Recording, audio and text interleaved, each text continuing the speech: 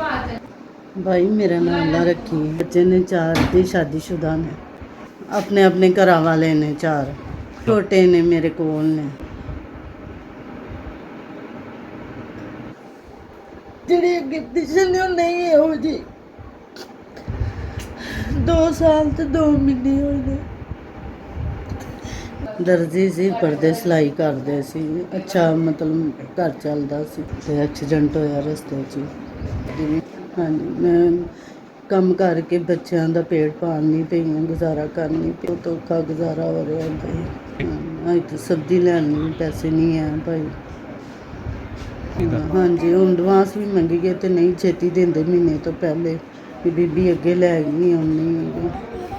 ਹਾਂਜੀ ਮੈਂ ਸੱਚੀ ਗੱਲ ਹੈ ਕਿ ਮੈਂ ਘਰ ਦੀ ਵਜ੍ਹਾ ਤੋਂ ਬਹੁਤ ਪਰੇਸ਼ਾਨ ਹੈਗੀ। ਹਾਂਜੀ ਇਹਨਾਂ ਬੱਚਿਆਂ ਦੀ ਵਜ੍ਹਾ ਤੋਂ ਕੰਮ ਵੀ ਨਹੀਂ ਹੋਣ ਦੇਗੇ।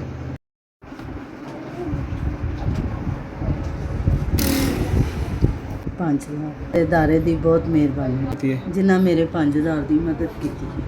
ਮੈਂ ਬਹੁਤ ਪਰੇਸ਼ਾਨ ਸੀ, ਜ਼ਿਆਦਾ ਤੰਗ ਸੀ, ਬਹੁਤ ਜ਼ਿਆਦਾ ਇਕੱਲੀ ਹਾਂ। ਤੁਸੀਂ ਮੇਰੇ 5000 ਦੀ ਮਦਦ ਕੀਤੀ ਹੈ। ਤੁਸੀਂ ਗਰੀਬ ਭੈਣ ਨੂੰ 5000 ਰੁਪਇਆ ਘੱਲਿਆ। ਤੁਹਾਡਾ ਇਸ ਭੈਣ ਦੀਆਂ ਦੁਆਵਾਂ ਤੁਹਾਡੇ ਨਾਲ ਹੈ। ਮੇਰਾ ਤੁਹਾਡੇ ਕੰਮ ਆਉਣਗੀਆਂ, ਤੁਹਾਡੇ ਬੱਚਿਆਂ ਦੇ ਕੰਮ ਆਉਣਗੀਆਂ। ਅੱਲਾਹ ਤਾਲਾ ਤੁਹਾਡੇ ਇਦਾਰੇ ਨੂੰ ਖੁਸ਼ ਰੱਖੇ, ਕਾਇਮ ਰੱਖੇ, ਗਰੀਬਾਂ ਦੀ ਮਦਦ ਕਰਦੇ ਰਹੋ। ਤੁਸੀਂ ਮੇਰੀ 5000 ਦੀ ਮਦਦ ਕੀਤੀ ਹੈ। ਤੁਹਾਡਾ ਘੱਲਿਆ ਹੋਇਆ ਮਦਦ ਦਾ 5000 ਮੇਰੇ ਤੱਕ ਪਹੁੰਚ ਗਿਆ।